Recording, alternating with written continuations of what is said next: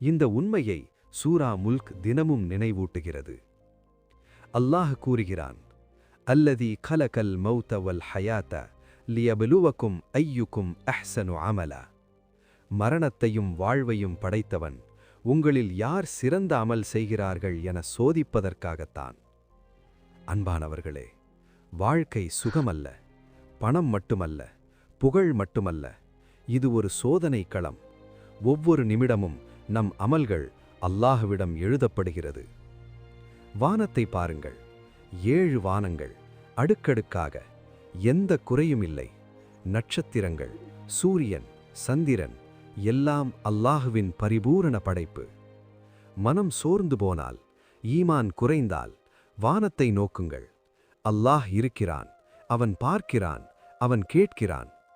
சூரா முல்க் எச்சரிக்கிறது, நரகத்தில் விழுந்தவர்கள் புலம்